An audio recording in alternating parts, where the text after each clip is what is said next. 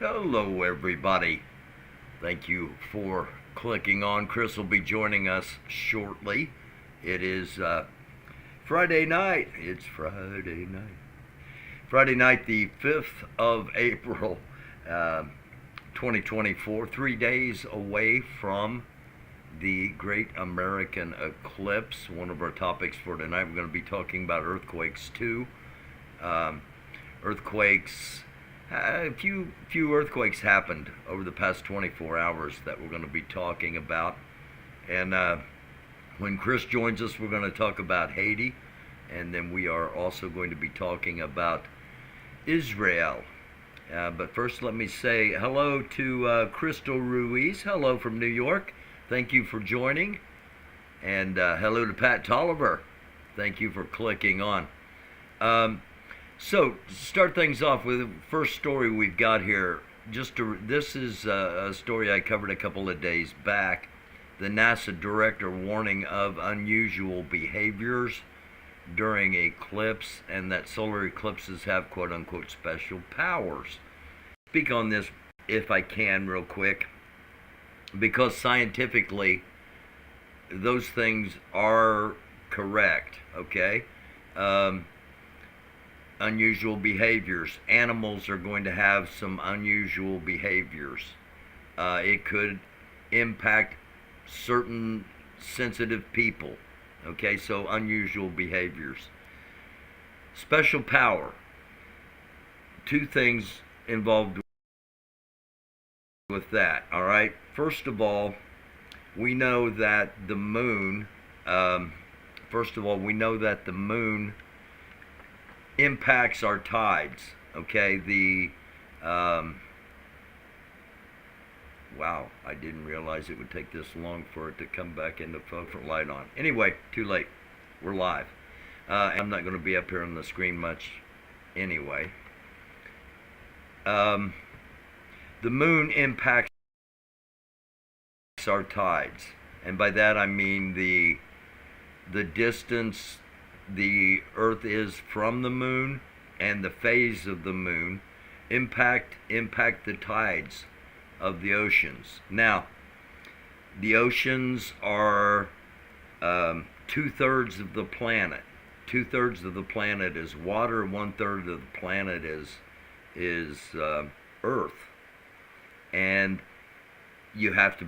I mean, it's just common sense. If the moon impacts the tides and all of that water, that it could impact the Earth. And the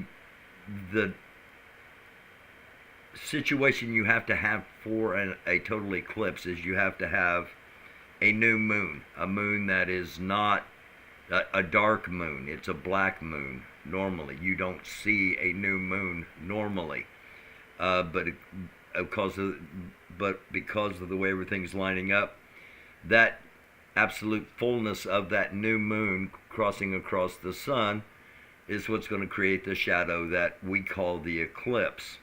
Okay? There's the potential that could impact some areas that are already weakened, or it could weaken even more areas that will eventually give way. So that's the science part of it, as well as the fact that with the moon where it's at, is there more solar radiation coming in because of the moon's impact on our electromagnetic sphere that keeps us protected from the sun's radiation? So there are potentially unusual things, scientifically and justified. All right. With that being said, there are a whole lot of weird things going on around this eclipse, and we'll touch on that in just a few moments. But at the moment, let me bring Chris up. I think he popped in here. He did. Let's do something like this, and we say hello, Chris. How are you? Barry. How about yourself? And how's everyone in the audience? I hope everyone's doing well. Crystal Ruiz is joining us from New York tonight. Pat Tolliver's in here, and there's Fred. Hey, Fred, how are you? Shalom, here, and we've got some others that are watching live. Of course, the majority of people watch us on, on delay, on demand, at their convenience. But so let's jump right into it, Chris. What's the latest you have on Haiti? So the latest and greatest I have on Haiti, I mean, nothing's really changed right now. It's kind of like a lull, you know, and they're kind of waiting for the security forces to come in, right? And the thing about it is now is the time for those guerrillas, the guerrilla forces, to like really prepare, right? To get the logistics, get the economics that they need, plus get that community support. So that way they'll be ready to go when those security forces come in. And I really hope what they're saying isn't true about them destroying the National Library and things like that, because that's kind of like what the Taliban did and ISIS did. And well, especially when I think it was Al Qaeda or ISIS did that in Mali when they went to Timbuktu, which was the historical place. That's like in Mali. Does anyone know where Mali is? It's the west coast of Africa. So Timbuktu is a very historical city in Mali. Mm-hmm. Scholarly, it's very scholarly, and it has a lot of the historical books to provide knowledge for places in Europe and really for Africa and also Europe. And I think it was ISIS or AQ that was in there, and they destroyed a lot of those books, which had a lot of history and a lot of knowledge. So I sincerely hope that those individuals in Haiti, I've seen that video. I've seen that video, and they ransacked the place, but they didn't like burn it down or destroy all the books or anything. That's a lot of history. Or at least from the videos that I saw. Right. Yeah, I can't say anything about scripture or sculptures or artwork or anything like that. But the video I saw, they had raided the library, and but there were still books on the shelves, and the place wasn't totally destroyed. I hope not. No. And I imagine it's because there was nothing in there of value, really monetarily, despite the irreplaceable value of the knowledge. Exactly. And that's happened from Alexandria on. The libraries, the histories, they get taken. They try to erase cultures from existence and from memory. Yeah. Well, like I said, Haiti has a very. It doesn't just. I mean, like I said, Haiti has a very, very rich history. And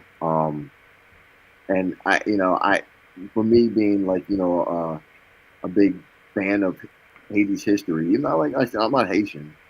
I'm African American, but for me being there and seeing the history museums and the forts, it's really, really impressive, and like I said, it really meant a lot to me to see what African/Black people did during that time frame to beat the French. You see what I'm saying? And to gain dependence, self-determination, right, and freedom. So that to me it means a whole lot, and I hate to see history. It seems like history is repeating itself. If you look at it from the Haitian people's side, from the outside looking in, the narrative is these gangs are suppressing the people, and you know, and we don't know, or at least I don't, what the truth is from the inside. Right. But here, like I said, Barry. We hear, But like I said, Barry, that's really coming from the oligarchs, the elites, telling some of those gang leaders what to do. Okay. So okay, my whole thing is, I know people are pissed off at the gangs, but they really need to be really furious at the elites, and they need to target the elites because they're the ones pushing the buttons. okay, Chris, you said there's kind of a lull because there was supposed to be an international panel, which um, it kept shooting itself in the foot. It couldn't agree with itself, let alone try to present something to the people of Haiti. And you said that what the guerrillas should be doing now, the gangs that have organized into an army, is preparing for when that international force comes. Force is the only real option for the international community. So, if they prepare for that, that I mean, you get the citizens behind you. You make sure you got the economy. You make sure money is flowing within the community. You prepare your defenses. Um, shouldn't that be the end goal? Well, I right, mean, should the end goal is to have them removed, to send them back home to whatever country they came from, and then for the guerrillas. that's the end goal?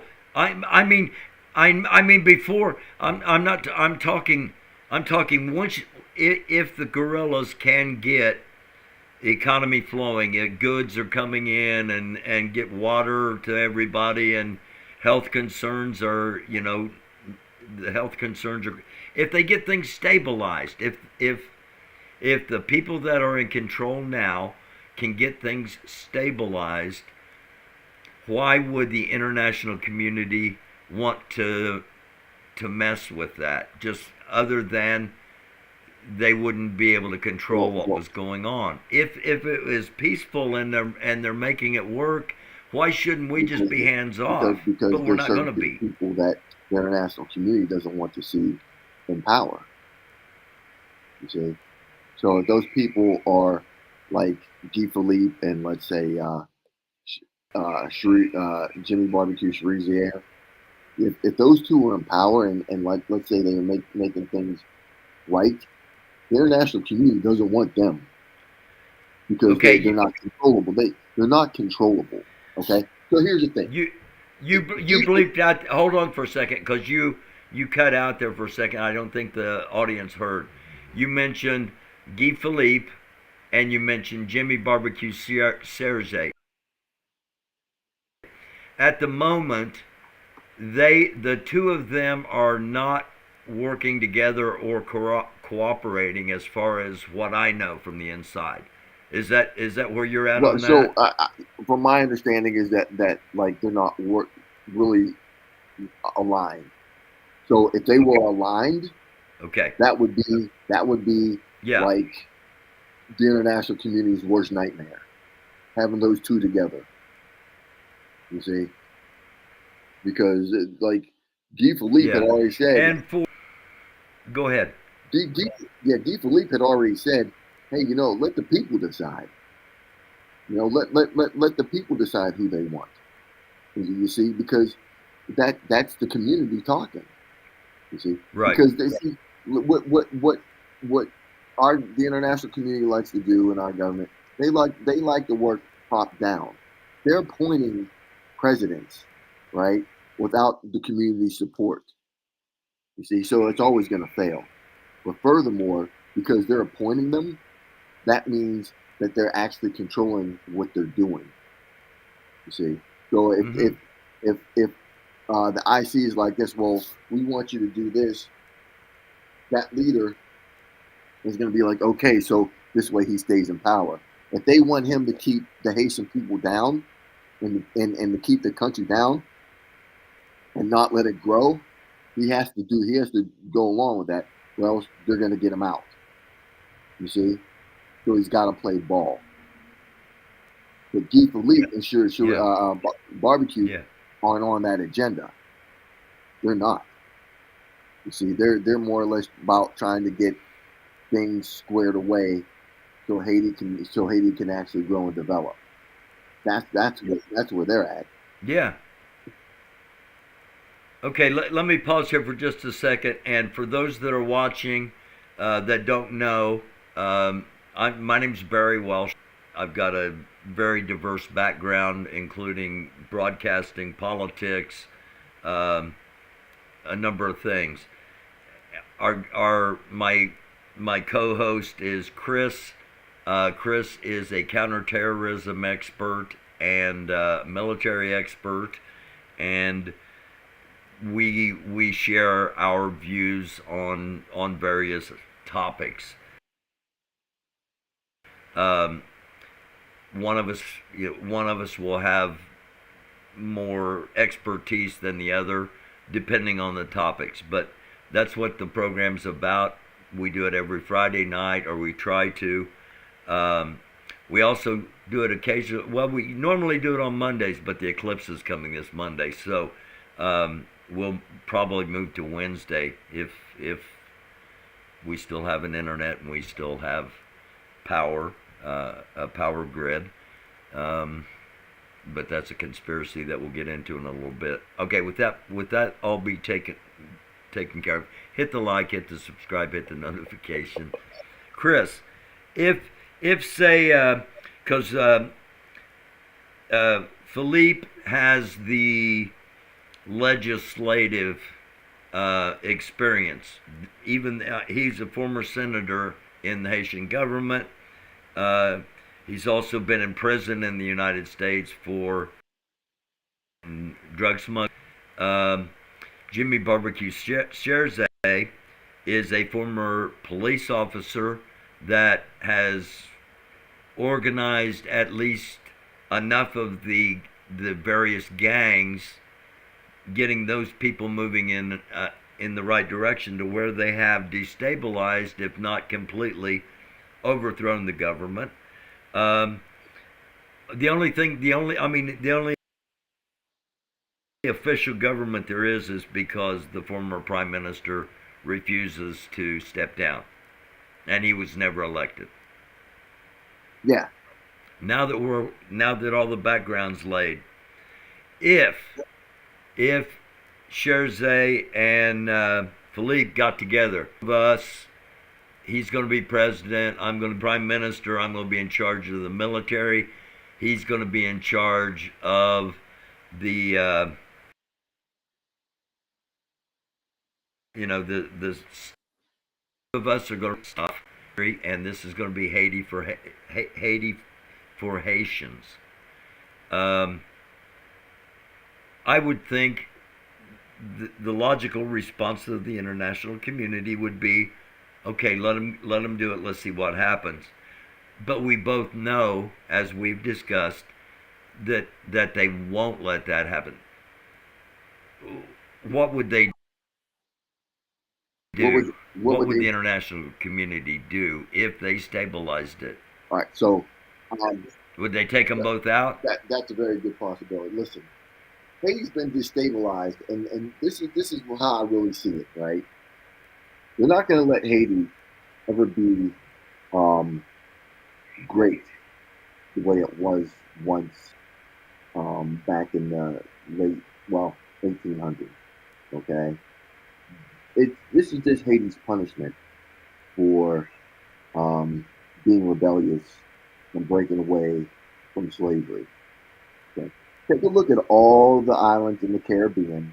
They all had the same history of slavery, whether it be from the French or the British or from the Spanish. They all had histories of slavery. The Haiti was the only one that had the successful slave revolt. Okay, so you're trying to tell me out of all the countries in the Caribbean, South America, Central America, and all the Americas, one country has had a successful slave revolt, became the first black republic in the West and in the world, and they're the most troubled in the world right now, at least in the Western Hemisphere. None of the rest have all the problems that Haiti does, right? But Haiti's got all the problems, and they're the ones that broke away from slavery and formed their own country. By the way, Chris You, is on a you, secure Chris is on a secure communication system, and sometimes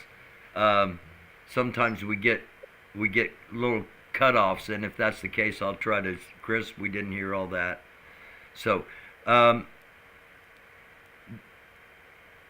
that's a very good. That's a very good why treated the way it has treated. Okay, let's transition with that um, to the earthquakes. uh-huh. And Haiti had a major earthquake in was that They had one in 20 2010. They had in 2010, and they had another one in 2021. and earthquakes are devastating. Yeah, the first I one, mean, the first one in if 2010. go ahead. Yeah, the first one in 2010.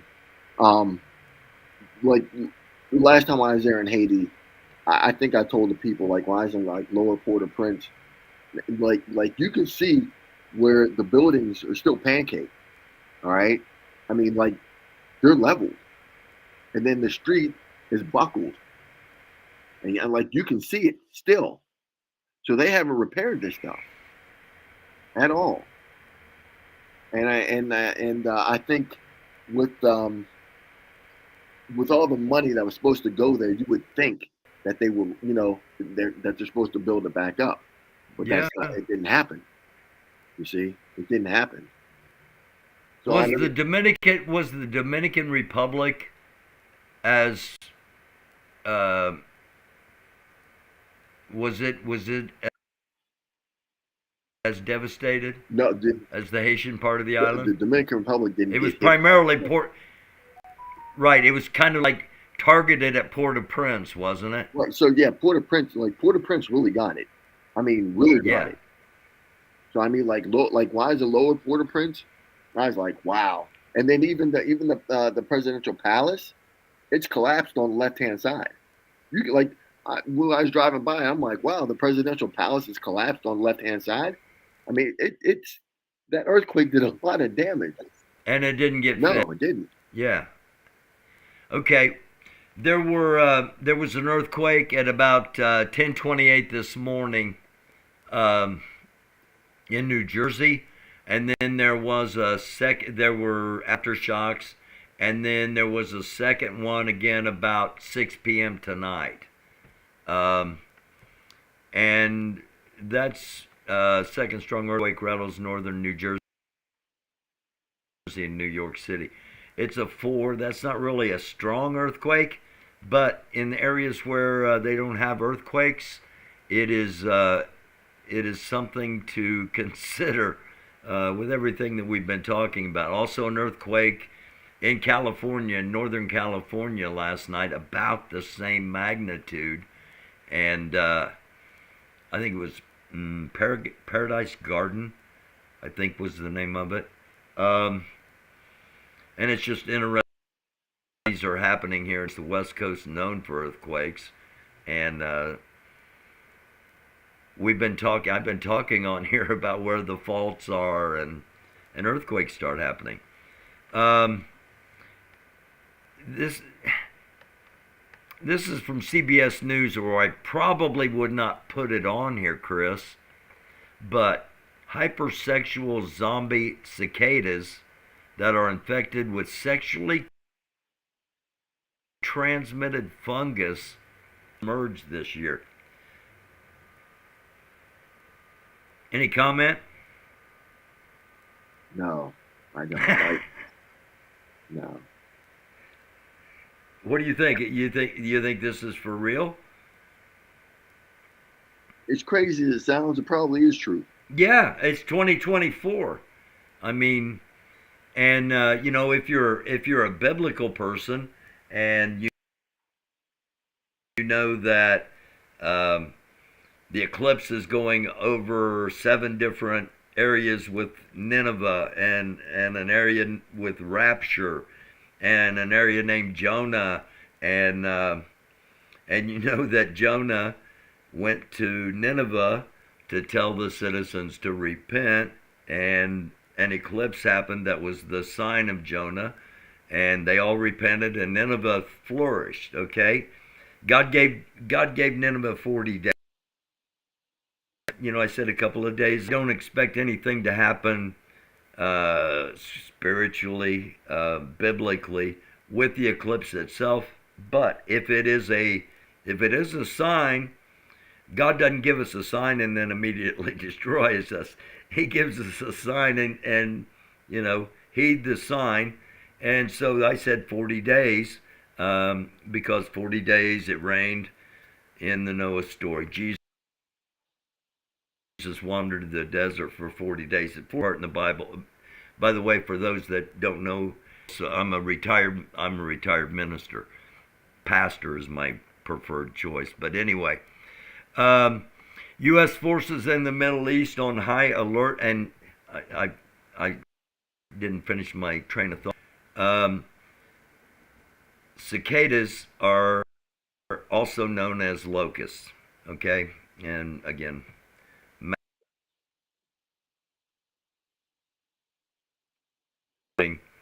in Revelation, and the Middle East on high alert, preparing for possible Iranian attack in retaliation for Israeli airstrikes. Um, I'm gonna bring you in on this, Chris, in just a couple of seconds, because I got a little more detail I want to talk about. But this is another one of those. There are so many weird things happening, Chris, uh, in nature. Mount Etna, the Etna is starting to erupt, and it's emitting smoke rings, and not just an occasional smoke ring. It's emitting smoke rings, and uh, it's a phenomenon that has never been seen before. Someone said maybe because we receive so much bad, something simply beautiful. I think this is, I think this would be a sign of something really unusual is going to be happening. Um, the eclipse coming on Monday. Coming on Monday. Potential bright spots. This is from Jim Cantori, meteorologist with the Weather Channel, and he's saying the two areas to be in: upstate New York, Vermont, New Hampshire, and Maine, and northwestern part of up through Illinois and through central Indiana, and that everywhere else along here's got a pretty good chance of being majorly cloudy.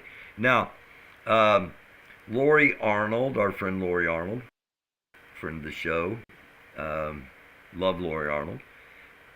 Lori's going to be in Texas, and I believe totality.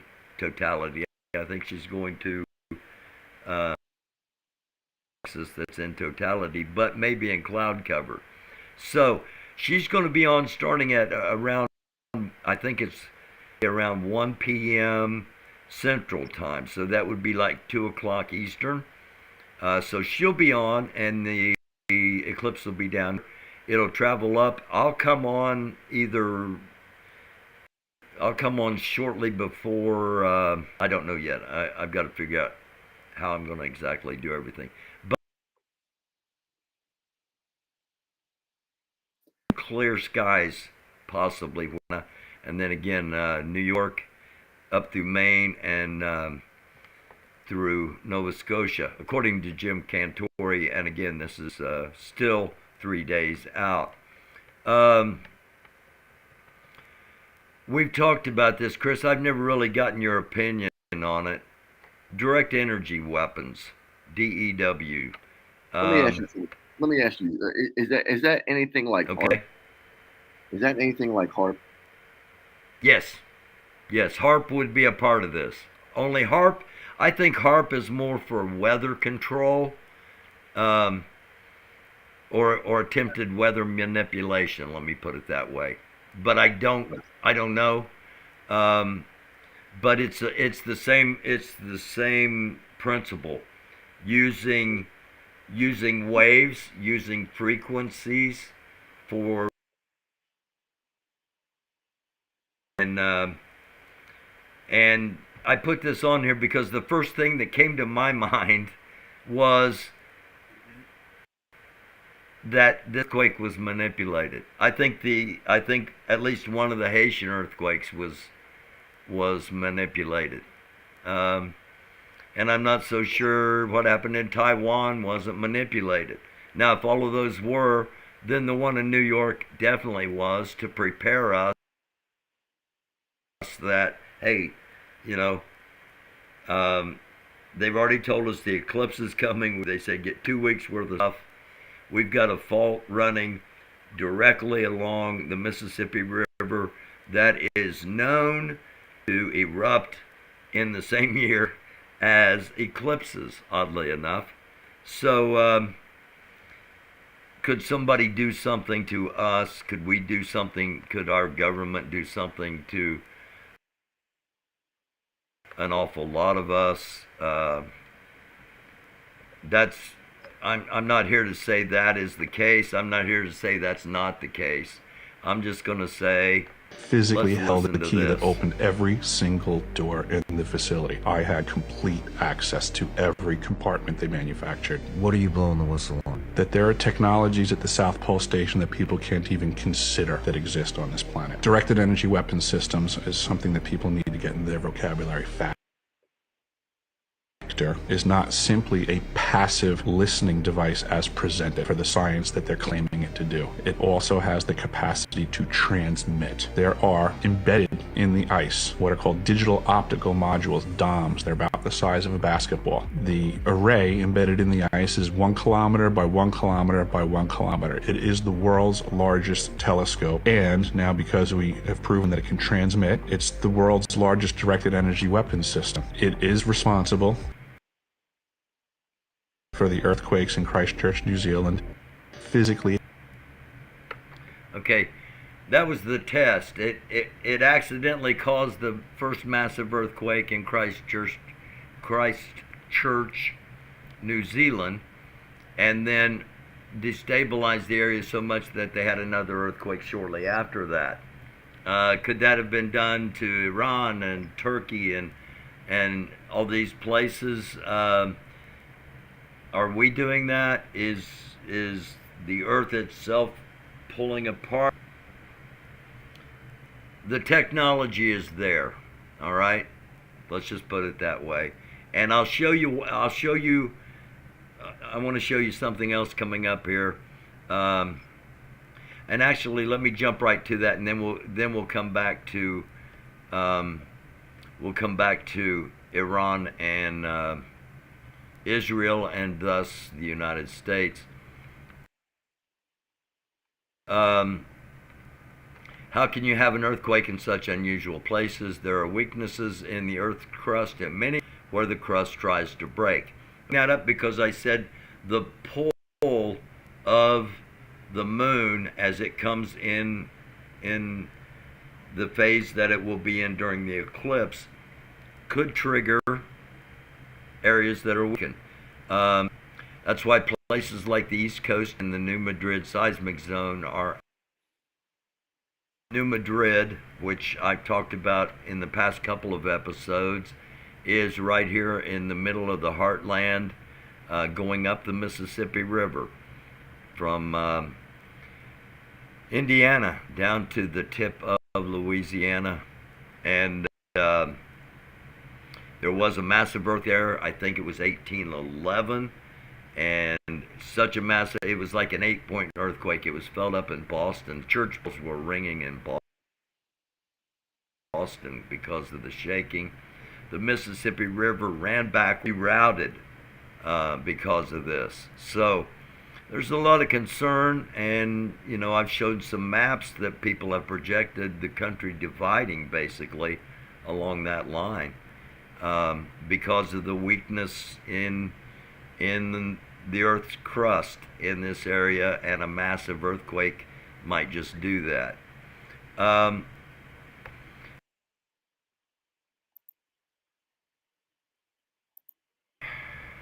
This is it. Here's where it's located. They're showing you where CERN's located. Now, what's going to happen is we're going to flip the Earth to the opposite side of the Earth, the exact opposite. If you went straight through the Earth from CERN, where would you end up? And you're going to end up in Antarctica.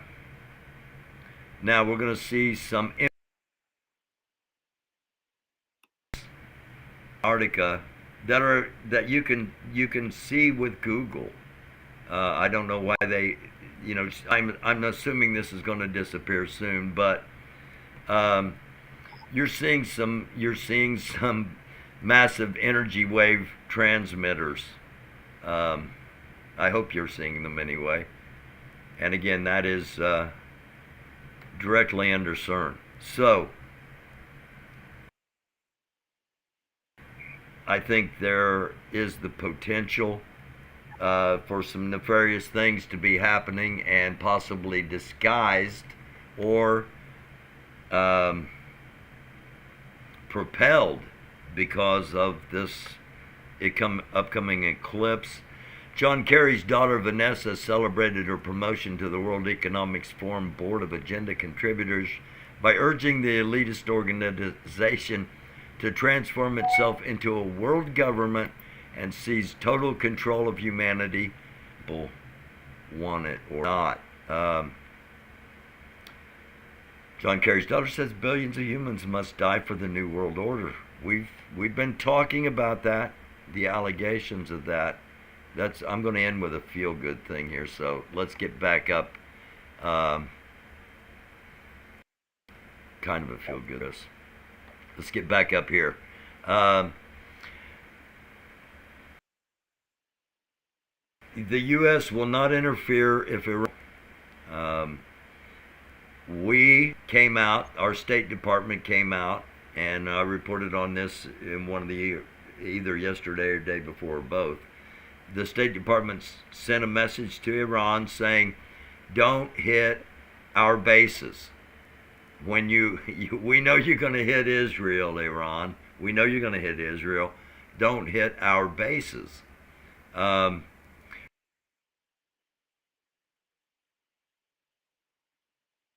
Say to you as a military person. All right, so I think they're just trying to distance themselves. But no matter what, Israel and the United States are the same. You can't get away from that, right? All you can do is take a look in Gaza. We're still helping Israel and Gaza, so we're 2-1, right? Yeah. We just sent them a whole bunch of bombs. Right. So literally sent them big, 500, 1,000, 5,000 pound bombs. Yeah. So us even sitting there, hey, look, they did that. Well, you did it too, because you're still helping them in Gaza. So you know what I'm saying? Yeah, and that's why I put the other little blurb in there that the United States is bracing for an attack as well, because, like you said, they can't be separated. Right, they can't be. So the whole thing about it is, no matter what they say, hey, look, that was them. That's you too. You guys are together, so whatever they get, you might get too, right? Okay. Through a series of messages exchanged via third parties, the United States and Iran have come to an understanding. Iran assured the Americans it will not target Iran. The U.S. says it will not get involved if Iran retaliates against Israel. for the on the Israeli embassy in Damascus in Syria on Monday of this past week. It seems like it's been such a long time ago, but it hasn't even been 7 days yet. I thought the attack would occur today, Chris. I put that in yesterday's episode and gave reasons why. One of the reasons was I felt it would be a restricted attack, if you will, an eye for an eye kind of attack, possibly taking out one of Israel's enemies or one of Israel's embassies, or just a small strike somewhere within Israel. However, since it didn't happen today, this may be more attack than we're anticipating. Right. So you're probably picking more targets, so that's part of the reason why it's taking longer than anticipated. And I'm sure Israel has to try to get the defenses set up, but who knows what Iran's going to come with. You just don't know. And could this be the one? Could this be the one where Iran would be coming at them from Lebanon, from Syria, Russian troops in the Golan Heights, by the way,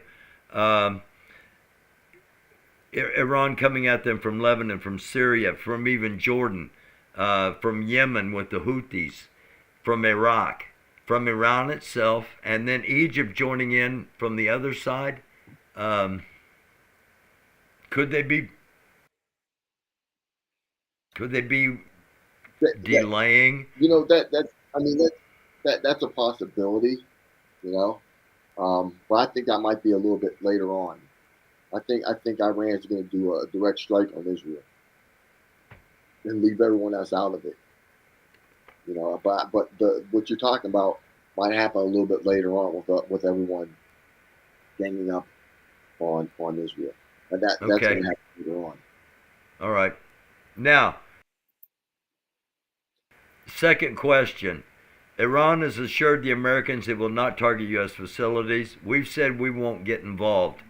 Will both countries keep their word? Probably not.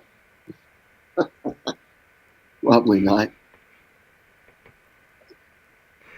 My thought exactly. All right. I'm not sure how old are, but I wanted to end with this just because I felt we needed a little feel-good something. After all this, I don't know. All we're doing is we're talking about current events. We're just talking about facts and how and what's going on. But before I play this to kind of end the thing, I want to hop over to the chat real quick and see if we got any questions or comments.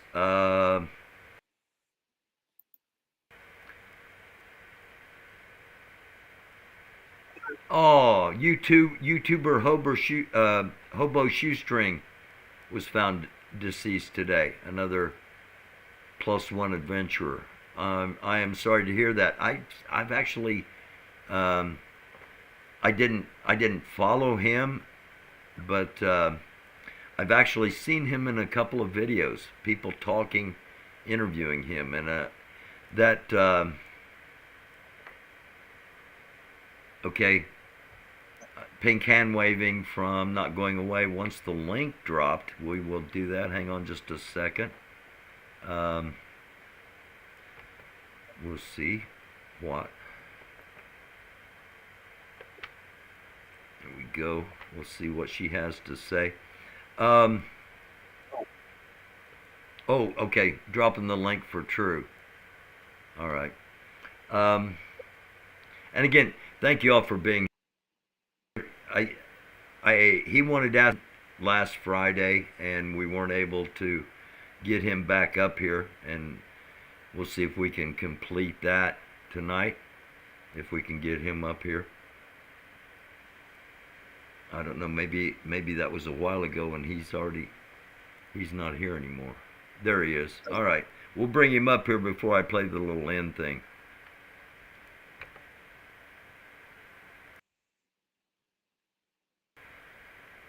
What's up, True?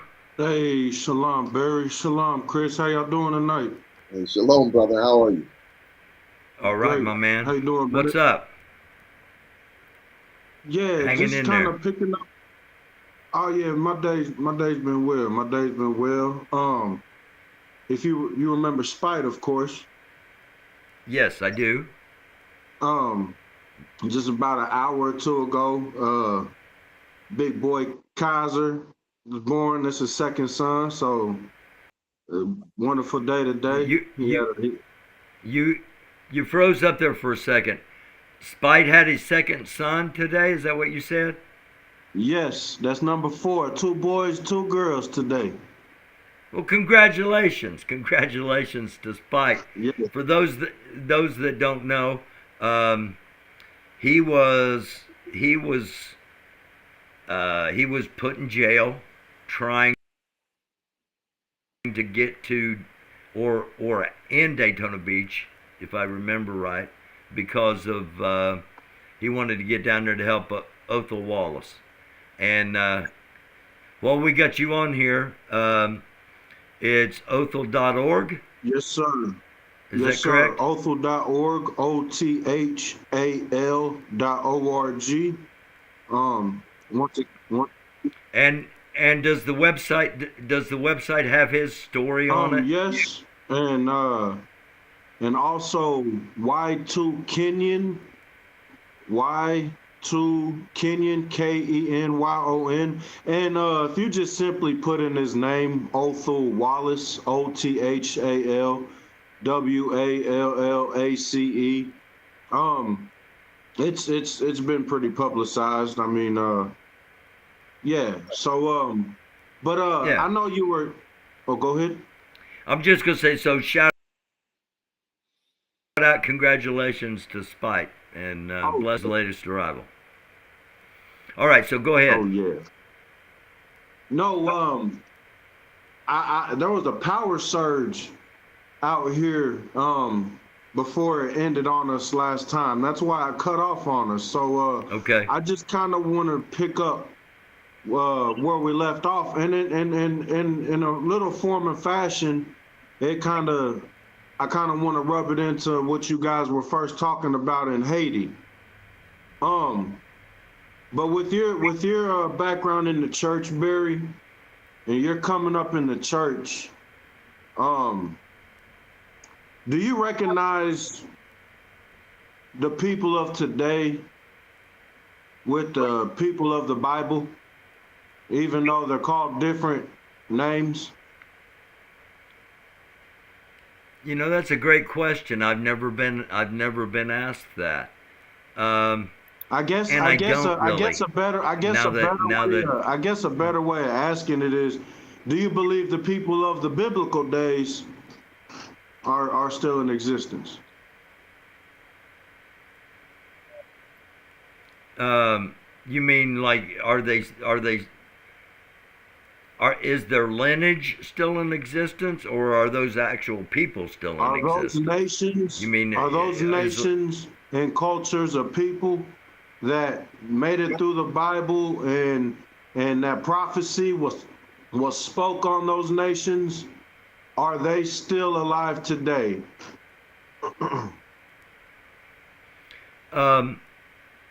It's an interesting question. We were talking earlier about how libraries and significant historical sites get raided and destroyed, and history's lost, and knowledge is lost, and cultures are literally canceled, or at least attempted to be erased from history.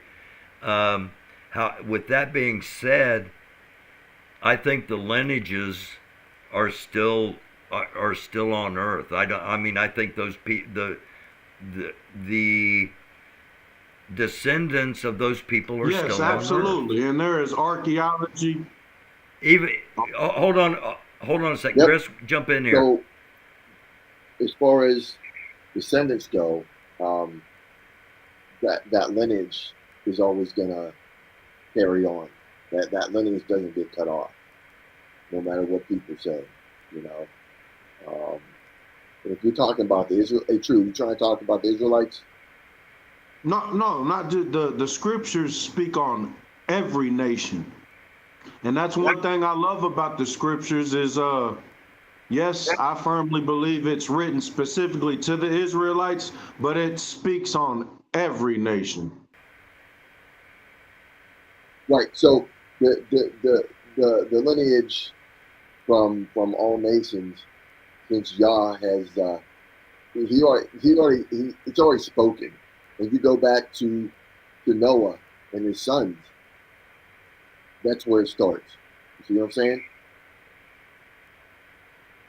Go ahead and speak Well, on that a little bit, Chris. well, Right, so- well, for me, it starts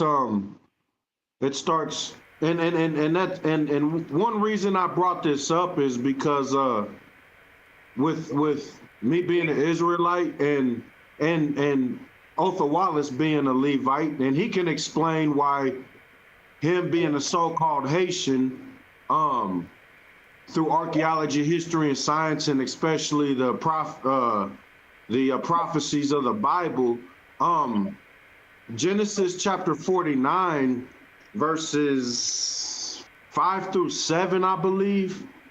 That to me, with what is going on in Haiti, would kind of break down,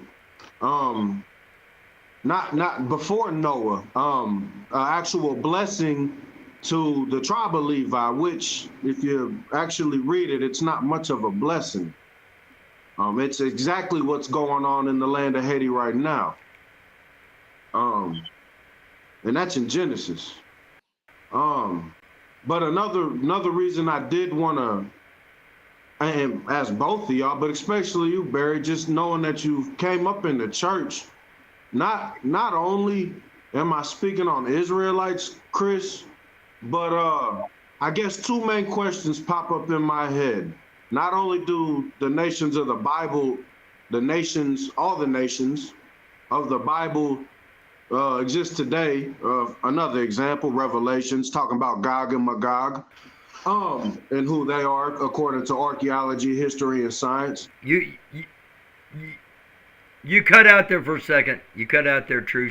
Repeat what you just said. I said not only am I talking about nations from books back in Genesis, but also nations speaking on in Revelations like Gog and Magog and who they are throughout archaeology, history, and science today. But my main two questions is, if you believe, and this is only if you believe that the people of the Bible, whatever nation they may be in the Bible, exist today, where does the black man's prophecy and where does the white man's prophecy? And I'm not Hang gonna. on a second. We lost connection. We lost connection there for a few seconds. So it was up here and it said connection interrupted. This happens. True, this happens a lot when Chris and I do these. We talk about things that sometimes are questionable as whether people want information out like that, and I apologize for that happening. But let's get back to it. I'll try to make it real sweet and simple. If and not just you, but and I know it's a big subject being talked about, especially given the Russian icons that was put out by Putin. So I know it's a big thing being talked about. But if people believe in the people of the Bible still being in existence today, without pulling scriptures, where would the black man and the white man's prophecies lie?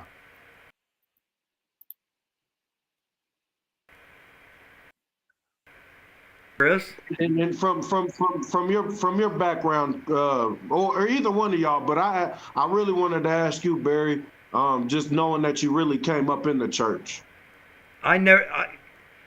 True, I never looked at the prophecies as directed to one race or another, as far as where, what are the white man prophecies. I looked at it that way. I also, when I would be in the pulpits on Sundays, I realized that despite what my congregation felt, that I didn't look like Jesus, and Jesus would not look like me, because Jesus came from the Middle East in 2,000 years ago, a totally different geography, climatology, and ethnicity. But to me, the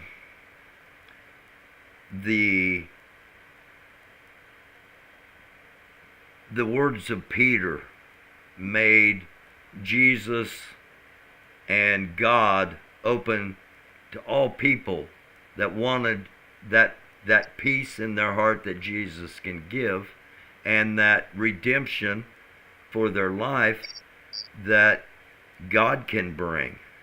To me, it's not a color thing. It's not a a pigment thing. It's definitely not. The dividing line to me is not black and white. The dividing line to me is good and absolutely evil. And as the scriptures state, once the truth. Now hold on. Let me get one more. Go ahead. Let me get one more thing out here. I believe that the Bible that we have today was modified by the Anglo-Saxon people of Rome. The reason we don't, Jesus was the most significant human being, in my opinion, to ever walk on earth, even though he wasn't a human being like the rest of us. However, nowhere, the only descriptions of Jesus in the Bible are minuscule. Now, if he was such a significant person, the details would have been laid out just like they were for everyone else of significance in the Bible. I think it was taken out because, it was taken out so that it could be interpreted, so that the sculptures could be white, the paintings could be white, the interpretation could be white, because Rome was a lot lighter skinned than Jesus would have been at that time. That's just a theory of mine. This is one of the reasons I'm not still in the church, because I just want to. I didn't see things the way. I hear what you're saying. I guess this will make it easier for me. It's just like okay, let's take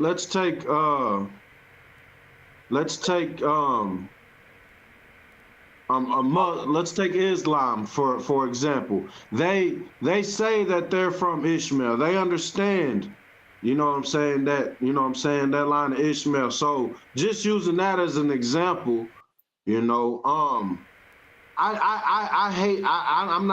like the colorism either. You know what I'm saying? Because it's true. Hey, look, listen. You may not like the colorism, but you have to remember Ishmael. You remember Hagar, right? That's the mother of Ishmael. She was an Egyptian, was she not? Yes, she was an Egyptian. She was an Egyptian, right? So Egyptian, right? So Egypt is what? Mizraim, right? So that's one of Northern Africa. So that's one of what Ham's sons, right? And Ham is who?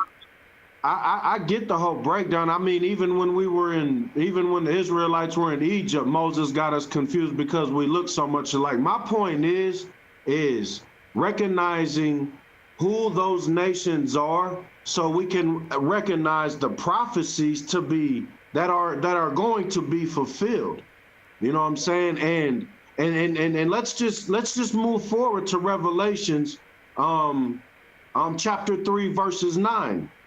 You know, one that really, you know, I mean, can are you familiar with that scripture? And I mean, I'm sure, Barry, and it's really speaking on today and it says that they will make themselves the synagogue of Satan. They will say that they are the Jews and they are not. But my point is, I can kind of tell, Barry.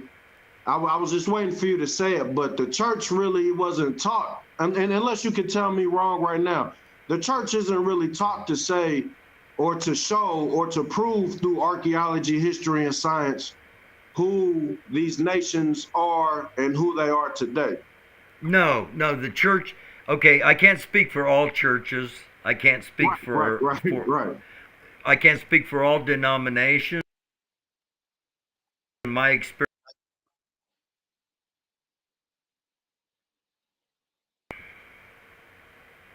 lost connection again. Can you all hear me? Yep, I can hear you. Okay, all right. I can tell you from my experience, I was heavily persuaded not to talk about Revelation, not to talk about the book of Revelation, not to talk about prophecy necessarily. That it was not who Gog and Magog what Gog and Magog are was not emphasized at all in the church. Chris? Yep. So you talk about Revelations and we talk about Ezekiel 38-39, right? And talk about the Gog Magog war. You familiar with that? I'm definitely familiar with Ezekiel. All right. So we'll talk about Ezekiel 38-39. My understanding is that Russia is Gog and Magog is Turkey. Okay. These two are going to come together and they are going to come into Israel, Jerusalem, and do battle against the Israelis. Okay. Supposedly. Now hear me out. Now, with that, God, Yah, is going to supernaturally protect Israel. But he's not going to protect the Israelis, he's protecting his land. See what I'm saying? Do you understand that? I hear you, but I mean, I do. Yes, I do. Need to just let you know from the jump. I'm definitely going to hear your narrative, but I need to let you know from the jump. I recognize Gog and Magog as Russia and China. Yeah. Well, yeah. So you think? See, I've got a totally. Yeah, I've got a third.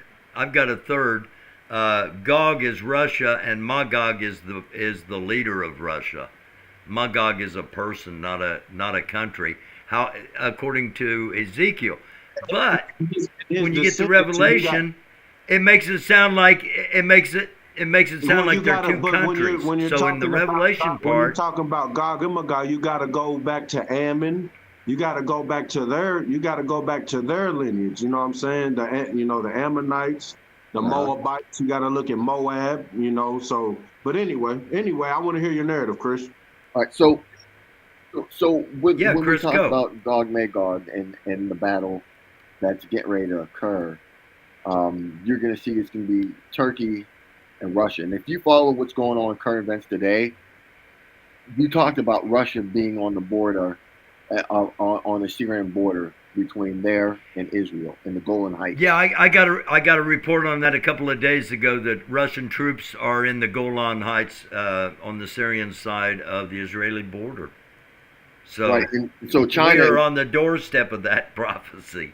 Right. So China is still kind of like far out. China's nowhere near in that. But Turkey, if you pay attention to what Turkey's doing and what they said they're going to do, Erdogan has already said, hey, we're gonna be sending troops to Israel. Right. He already said that. Right. Turkey announced in retaliation, correct, for what just happened, and not what just happened Damascus, in Damascus, Syria. Yeah, Damascus. Chris, Wow. Turkey today announced it was no longer recognizing the treaty that Poland pulled out of 3 days ago. Turkey can now have as many people in uniform as they want and can station them anywhere. Same thing Poland did a couple of days ago. So yeah, so continue.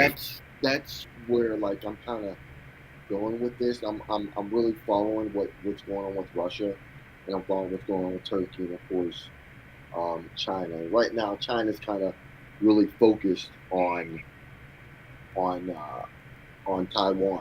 You see, and because of that, what I'm seeing, I'm looking at Turkey, what they're saying, what they're doing, because Turkey had already said, hey, you know what, we're going to be sending troops in to Gaza, all right, and from there they said we're going to send troops into Israel.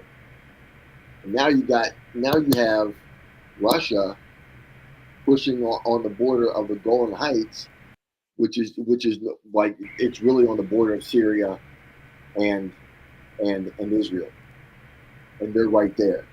So to me, through current events and what the Bible says, it's kind of like lining up to be Turkey and Russia.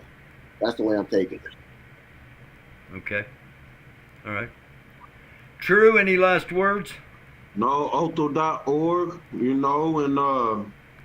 I appreciate you bringing me back, and I just wanted to get that spiritual part of the, and if you could, are you able to pull that one scripture that I just wanted? Once again, I see it's Genesis chapter 49, verse 5 through 7, and all just from when they separated from the French, and just all the man, how bad it's been for the Haitian people, and I just feel like on the flip side, the best thing they could do, it's kind of like what Chris and you was been talking about, is it's the government's been failing, you know what I'm saying? So the best thing they could do is come together the organic way. Hey, look. Did you say? The best thing? Yeah, go ahead. Did you say 49? Genesis 49, 5 through 7? Yeah, and I know it speaks on Simeon and Levi, but I mean, specifically Levi, which I myself and people that really have done their studying and know the 12 tribes chart, that consist of the so-called the Israelites, the 12 tribes of Israel. We know our Levite, we know our Haitian brothers. It is what it is. The Lord wrote it. Okay, here's the scripture. Simeon and Levi are brothers. Their swords. Their swords are weapons of violence. Let me not enter their council. Let me not join their assembly. For they have killed men in their anger and hamstrung oxen as they pleased. Cursed be their anger so fierce and their fury so cruel. I will scatter in Israel. That's Genesis 49, 5 through 7, the word of the Lord.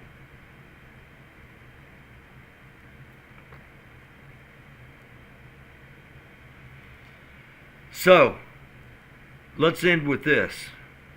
I'm pretty sure I know how Chris feels about this. I've said this before. Between Jewish Israelite and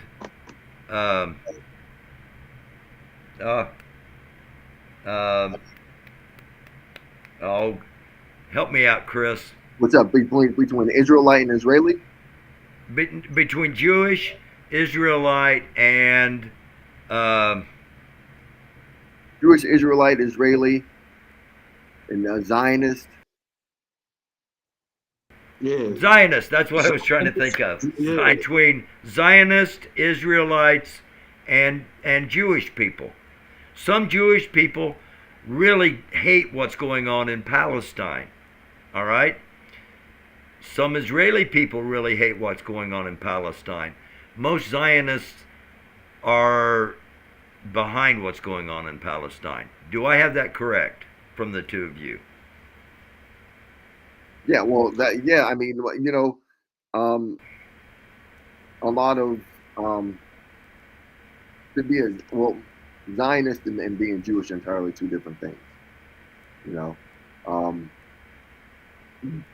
Zionist being a Zionist is not really a religious form of it's not a pure form of Judaism, because it's really not Judaism at all. It's really about political ideology and nationalism. That's what I was Zionism gonna is. say it's the mob. Say Do again? what? That's the mob that has political pull. You know, that's not the Zionist movement. That's exactly what it is. It is a movement. It is a genocidal, killing everything movement. That's what the Zionists and being an Israelite. I already know you two understand the point of view of the Israelites, but we understand that those are not the true biblical Israelites over there. You But know, true. We had that discussion. Was that a couple months ago, Barry? That we had that show. Yeah, but go ahead. Go ahead. Yeah, we did, but go ahead and we'll close Yeah. out here with. Go ahead, Chris, and we had that explain. show a long time ago, and we talk about the 12 tribes, and we talk about Jacob, and we talk about Esau, and the split, and how Yah gave favor to Jacob. You see, so and out of Jacob was turned to Israel, right? And then from there, he had him and Rebecca had the children, right? Which came up to be the 12 tribes of Israel, right?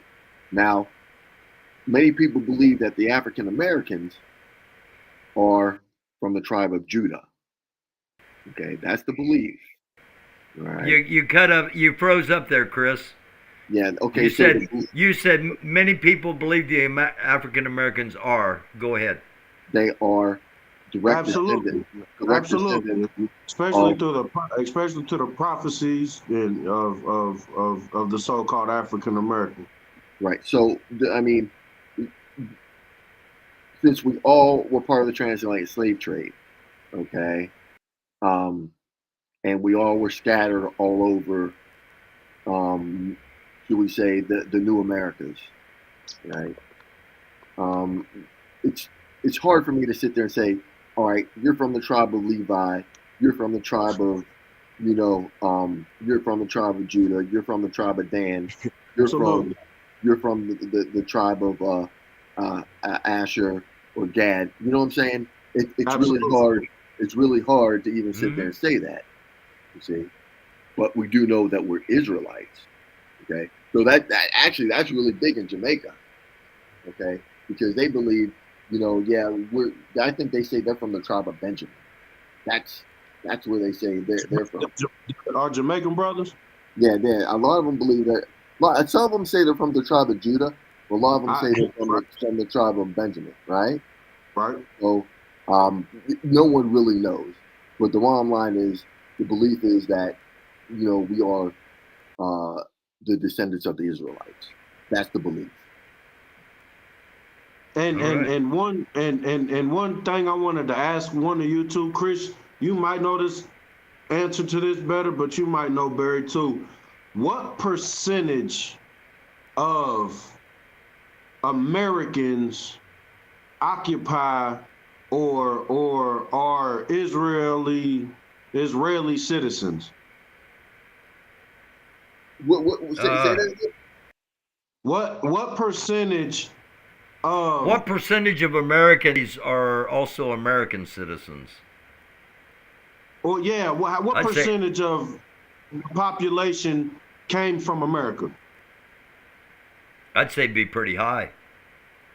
I'd say it'd be higher than people would expect. Chris, Yeah, do you have any idea? I have no clue. I have no clue.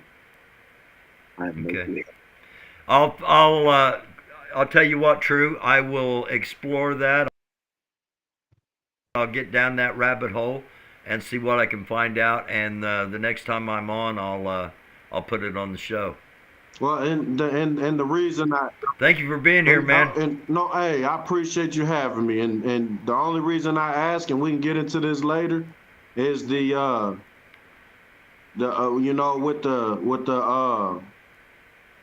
how many people are locked up and just the things going on here in America. And I don't know if you heard about it, but the Black Israelite, so-called Black Israelite communities, Black Hebrew Israelite communities that have, since all this has begun, they are being threatened with deportation. In Israel. In Israel, from Israel. Just the connection with, like I said, just the connection, throughout all the hundreds of years of who's there and just all that, I think that's something I definitely have been looking into. Yeah. So. All right, man. Thanks for being on here, True. No, I'm good. Chris, go ahead. All right. Shalom, brother. Shalom. We will see you again. Shalom, brother.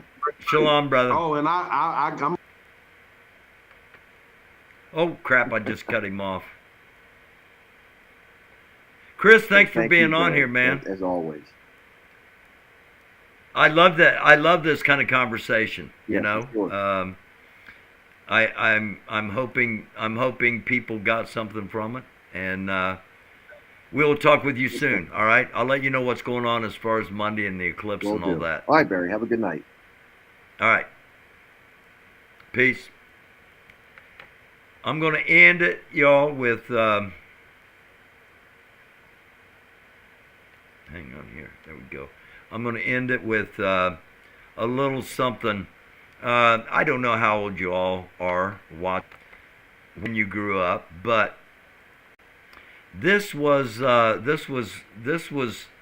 when I was growing up, and actually, I know the lady that's doing this news report. Her name's Barbara Boyd, and she was a longtime correspondent on local channel here in the Indianapolis viewing area, and so I wanted to end with this. Youngsters that know what they want to do in life. I think that must be true of 13-year-old Terry Evel Knievel Bollinger, who set aside today to prove to all he could jump over 10 trash cans with his Junker Special.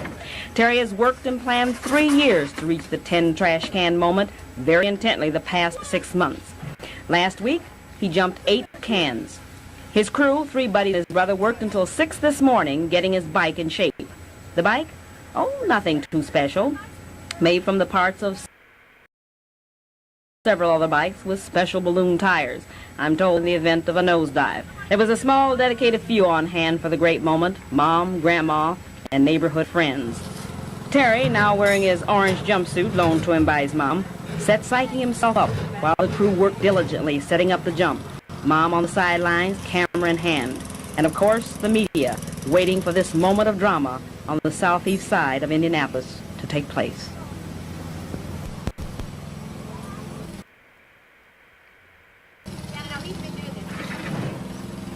Yeah, How's it gonna look for you? it's going to be all right. I'll make it. Is it? Okay, let's go at it. Lucky landing. Yeah. Right on. Back.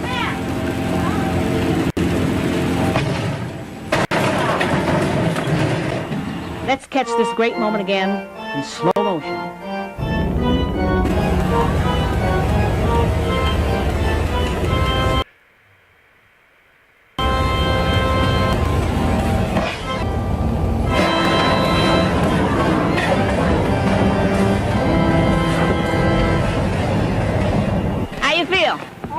You hurt yourself, did you? No, What happened? maybe my arm.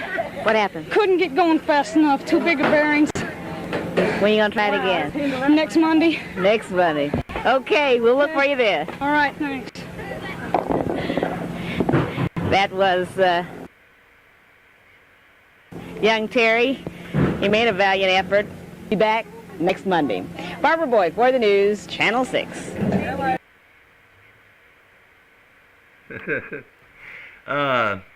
Yeah, I wanted to end with that. That's what we did when we. That's what we did. We didn't have helmets. We didn't have elbow pads or knee pads, or we built. A lot of us built our own bikes. We jumped ramps.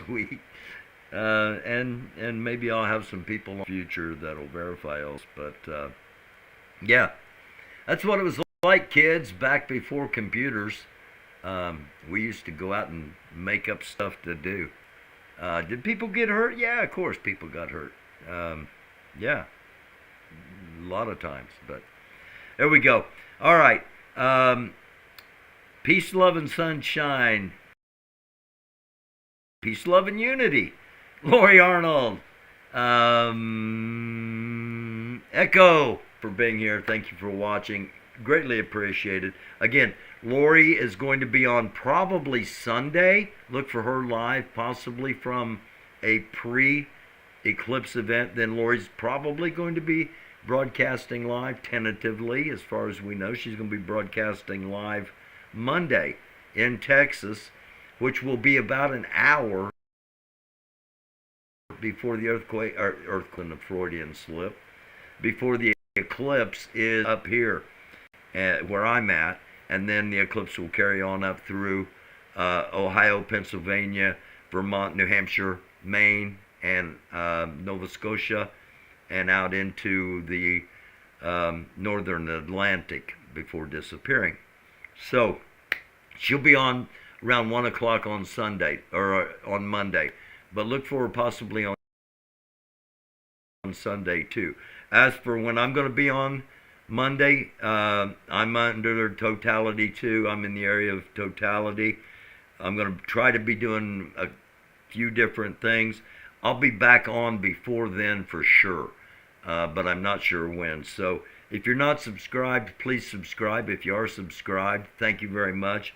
Hit the notification bell, hit the like, hit the share, and blessings and peace be upon each and every one of you. Love you all like chocolate chip cookies. And I do mean that, and I do love chocolate chip cookies. And we'll see you again real soon. It is a dark world. It's only getting darker. Try to be a light. Love you all. See you next time. Thanks for being